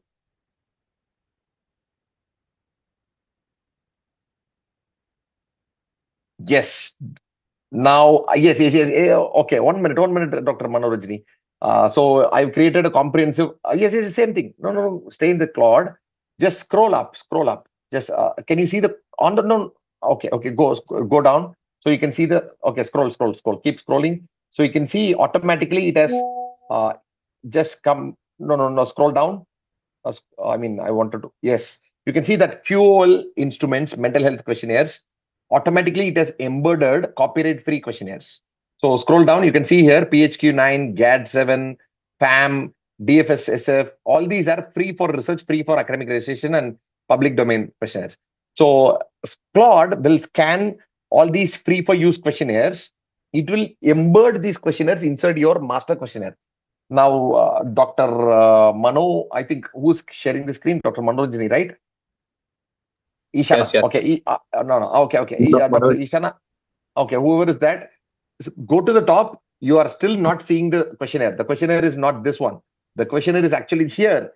Yes. Can you see the comprehensive research document? Can you see something written there? Comprehensive research document. That is the artifact. When you click on that artifact and turn the screen into a okay, good. That one. Okay, that is a document is embedded there. That's a linked to an artifact. If you click on that, a document will open. Entire document will be there. Click on that. Action. Yes. Yes. Can you just click on 3 dots on the top right corner in your browser, and select desktop mode. Desktop mode. Yeah. On the top right, 3 dots. Scroll down. Desktop site. Wait. This is okay. Just give it time to load. Just give it time to. Yes. Yeah, okay. You can now zoom in. So that we all get a feel of laptop. Viewing a laptop. Yes. Can you see on the top? You have something. A document is embedded. That's called an artifact mode. You can see comprehensive research questionnaire. Surgical offloading of diabetic foot ulcers is written. No. So that is document. So this is the answer from Claude, but the questionnaire is embedded inside the document.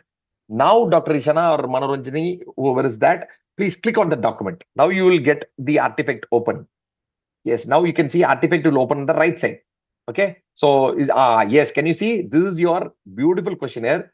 It is written there. Your topic is there. Your section A is there. Interviewer, administered, preferred. Scroll down.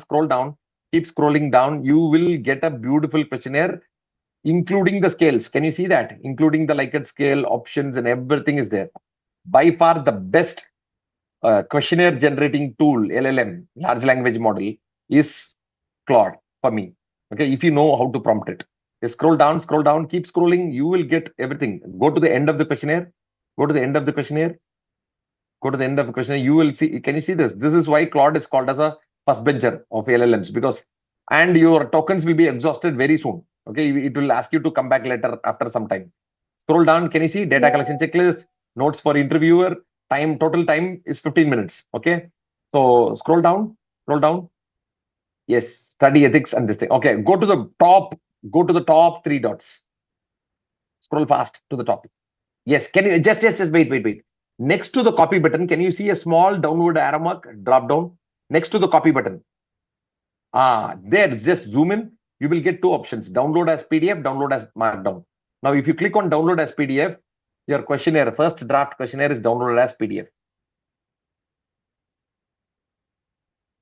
Okay, just yes. Can you see the questionnaire? You're getting only 2 pages. No, this is a preview. Okay, select the printer or whatever options you have to just save as printer.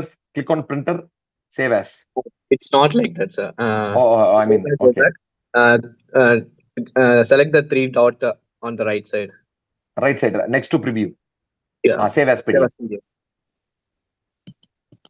Save. Click save button. Yes. Sorry, something happened in my laptop. Okay. Yeah. You can just open. Go to downloads and your this thing might be there. Your questionnaire is there. Okay. So, thank you guys. Hope I did justice to the topic, and hope you all learned something in designing your questionnaires, validating and doing statistical analysis of a questionnaire. As I already said, that itself is a huge research. That itself is a research. Okay, you can just search through the literature available in PubMed. So if you need some kind of further versions or let's say this thing in the future, we can meet again. Okay. Hopefully we get to meet in kind of other kind of conferences. I think I've been invited for a similar student conference in conducted by Baikaka University. I don't know. It's in Paramukh Sami College or something. Okay. So medical college. They're conducting Synergy conference, Synergy 2025, and they have invited me for an AI workshop, which is for students. Okay, so it's on November 1. That's from Gujarat. Okay, because a famous researcher from Gujarat referred. We attended my online workshop, and she was very much impressed, and she wanted to have me there as a host for conducting AI workshop. So I've been invited for that Synergy 2025 workshop conference conducted by students, and so that's what I'm preparing for that. And I'll just I'll share. If you are interested, you can also, if you people are interested, you can attend even online, I think. Okay. And thank you, Dr. Arnagiri. Thank you. Hope you are all satisfied. And thank you all. One question. Yes, please go ahead. One question. Yes. It's already late, but it's okay. Yes. Good evening, sir. Yes, good evening. Please go ahead. Shall we use this? We prompted a PDF, like, right, sir? Shall we use directly in our questionnaire, sir? Is there any? Yes. See, generating questionnaires and using your questionnaires. Questionnaires are not going to be subjected for AI detection or plagiarism. Okay. Because if that's the case, nobody can do research. Everyone is going to copy a validated questionnaire and they are going to use it. Okay. Using a questionnaire from an AI generated one, you can use the questionnaire. So that's not an issue, provided you cross check each and every questionnaire, each and every question from an AI generated questionnaire. Okay. So there are different ethical aspects of using AI generated content. And for AI generated questionnaire, you can use it. Okay. If you are adapting some kind of questionnaire, then you have to validate. Say, for example, I have International Physical Activity Questionnaire, which assesses physical activity among students. If I'm applying it for students who do not understand English, I'm going to translate it into Tamil. I cannot just translate it into Tamil and use it for my research. I have to back translate it to English, and I have to see the responses. I have to prove my English translation generates highly correlated responses similar to the parent English version of the questionnaire. Only then I can use the validated questionnaire, which is modified. Whenever you want to use, even it is said that you cannot even modify a single word if you are adapting a validated questionnaire. If you are adapting IPAQ is a validated questionnaire. We saw GAD7 questionnaire, it's a validated questionnaire. Worldwide, everyone is using it. If you are adapting it, you have to adapt it as a whole. You cannot change. You cannot say, I just removed only one question. You cannot say that. Even if there are 150 questions, you cannot even change one wording in that questionnaire. You have to adapt it and use it as such.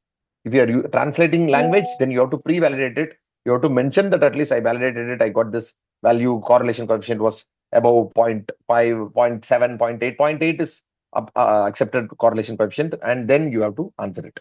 But as such, you use this PDF. Okay, there are different artificial intelligence AI tools to convert this questionnaire into Google Forms. You did not type one by one. Directly, you will get a Google form also. Okay, and then you can just you start doing all those stuff. But for the sake of time, we cannot discuss everything in one go. And hope I've answered your questionnaire. Sir, Yes, where right. we have to cross-check the validator scale, sir. Some articles are not supporting for that whole scale. Some articles are not supporting what? I'm not Sir, getting you. where we have to cross-check the questions, sir. Validated questions. No, validated questionnaire is embedded inside our questionnaire in Claude. If you see your questionnaire for your study contains 100 questions. Let's just say 100 or 200 questions. Out of the 200 questions, one part is physical activity. If you are adapting 20 questions for physical activity from IPAQ, you cannot modify anything from IPAQ. IPAQ is embedded inside your questionnaire. The remaining questions you have generated. You can, as a researcher, you have the choice to ask for information regarding your own variables of interest. Sir, in validated questionnaires, can we exchange the options to suit Indian context? For example, cost, transportation, access option, or does that also require revalidation? If you are modifying any part of your validated questionnaire for your context, it needs revalidation. It needs revalidation. It's always a good way to just adapt the questionnaire as a whole. Use a separate domain in your questionnaire for the remaining points. Okay, for the remaining questions that you can do. Sir, will we have to conduct a pilot study for this questionnaire, and will we need permission from the original authors? That's what Dr. Motorola, whoever is using Motorola Razr, what happens here is, if you are that's why I asked for copyright-free status. Okay, we have embedded only copyright-free questionnaires. If you are using copyright-free questionnaires, you need not take permission. Okay, and sometimes we need to take permission for some kind of complicated questionnaires, which they usually give. You just have to send a mail, and which they usually give the questionnaire. Okay, so that you will get it. So to conduct pilot study, usually for translations purposes and all, we need to conduct questionnaire. Sometimes you may not get any validated questionnaire at all. Your topic is very new. If that is the case, you have to do a pilot study. No other way. So one final question, sir.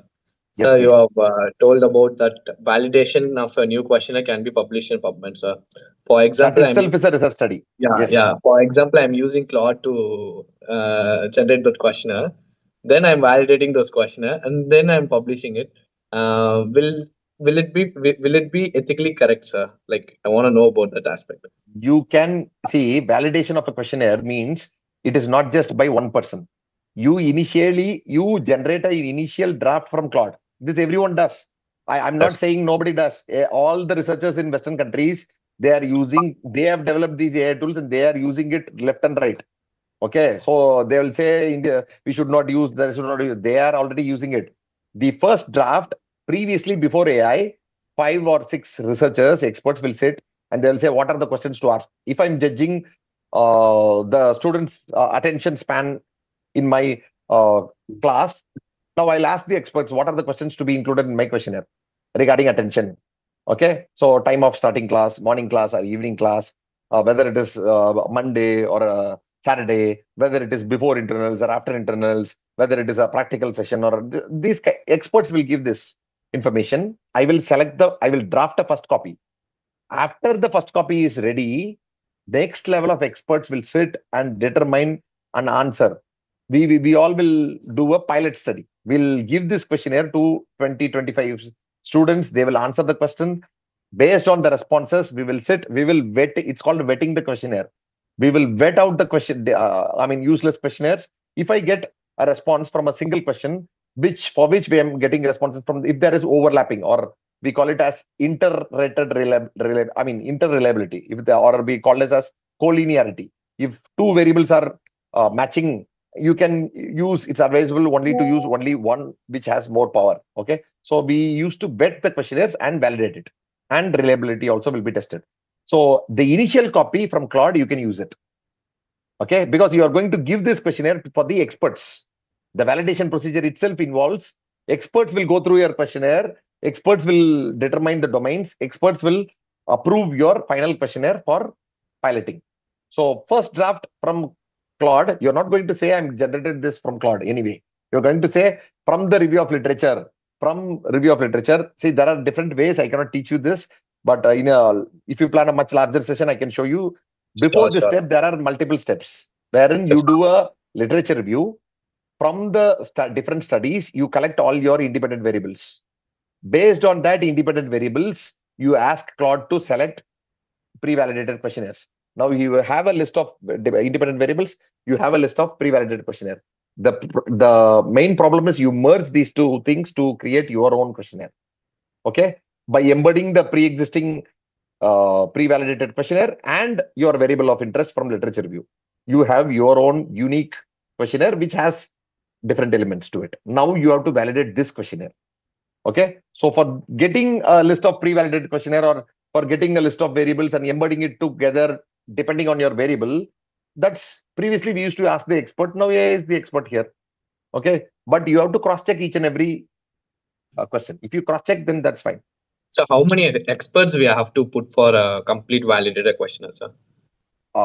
Usually, no. You minimum of 5 and 8 questionnaires are there. I'll do one thing. I'll share a document with you all in with Dr. Arunagiri, which there are different. I'll just you can go there. There are a lot of things. Okay, this is the synergy event. I'll just you can type in this one. Maybe I'll share the synergy event conference mail. This is the synergy event conference mail. I think from this thing, I'll just share my screen. I guess I should share my screen to see you.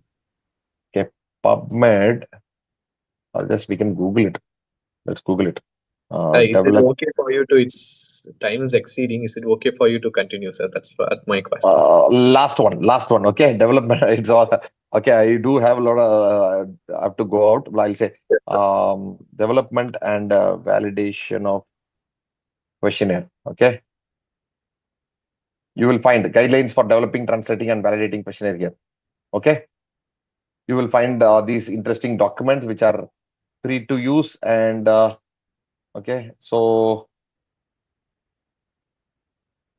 this one also is good. I think ABC of questionnaire. This I've seen somewhere, and I've gone through many articles, but perioperative and pain medicine. Can you see guidelines for validating a questionnaire itself is published? Questionnaire surveys. So this is the process. Can you see? Identify the construct of interest. Then you ask, is validated questionnaire available? Yes, but in different language. Translate the questionnaire. Establish the expert committee. Forward translation, backward translation. Then go down, preliminary pilot testing. Can you see? If you're translating the questionnaire, you have to submit it. Next step is expert validation. I said Tamil and English forward and backward translation, and then go for piloting. Now, if you do not have a validated questionnaire, you have to develop a questionnaire. In any case, to develop a questionnaire, you have to establish an expert committee, which will determine the questionnaire format, items format. Developing items is a question. Item is a question. Then you do a preliminary piloting. Then you check for validity and reliability. Okay. So finally, validation process, content, construct, and other validations. This is internal consistency, test, retest, and inter-rater reliability. This is a nice flowchart, maybe. Okay, very good. So this is in short. Maybe I can paste it to you. Okay, I pasted the flowchart in chat box. You might as well go through. Okay, you get a lot of these interesting documents. It's all the information is there in the internet for you to go and explore. You can see this ABC of questionnaire development and validation. Whether yes, set clear aims. Whether are they talking about reliability and validity? Not much. You can see content validity index, but they've not gone into detail. Eigenvalue calculations. They do talk about cognitive interviewing. I do have a separate PPT on cognitive interviewing here. Okay, but I thought it might be a little bit complex for you people, undergraduates. So if postgraduates, I would have spoken about cognitive interviewing in questionnaire. But I think for you people, this is more than enough. This is more than enough for you people to. If you learn these things, then that's more than enough. Okay. So I think I'll share if I get any good validated this thing. I think I'll share. Okay. Yes, sir. And Yeah. one last request, you can. I'm not going to get any money or anything. Please follow our WhatsApp channel. You can share this QR code, scan this QR code, and please follow our WhatsApp channel for AI related updates. For the Yes, last sir. I will maybe share this in our groups as well, sir. yes. Okay, thank you. Thank you for the time, and hope it was useful for you all. The actual thing which satisfies me is if you implement your studies in a proper way and do your research using the knowledge from these workshops or webinars, then that's more than okay for me. Thank you. Yes, sir. Thank you. Thank you so much, sir. And over to Avinash. Respected dignitaries, faculties, organizing committee, and my dear fellow participants. On behalf of the organizing team of RIC'25, it's my privilege and honor to deliver the vote of thanks for today's insightful session. First and foremost, I extend our deepest gratitude to our esteemed speaker, Dr. R.P. Parthasarathi, MD, Associate Professor, Department of Community Medicine, KAPV Government Medical College, Trichy, for sharing your valuable expertise on designing questions, discovering insights, data collection tools, and framing a research questionnaire. Your practical insights and guidance have truly equipped us with the knowledge to enhance our research skills and strengthen our confidence. I sincerely thank our organizing secretary, Mr. Argunagiri sir, and our IMA-MSN state leaders for their constant encouragement, vision, and support, which has made the event possible. A special word of appreciation goes to the organizing committee who meticulously planned, coordinated, and untiring efforts ensured the smooth and successful conduction of this program. I also extend my heartfelt thanks to all the participants. Your enthusiastic involvement and active engagement have added immense value and energy to the session. Finally, I thank each one of you for your gracious presence, and I look forward to meeting you again in the upcoming editions of RIC. Thank you. Thank you, sir. Thank you so much for such an interactive and taking your time to explain everything to us, sir. It's a pleasure to have you today, sir. Thank you. Thank you so much, sir. Thanks a lot. Thank you.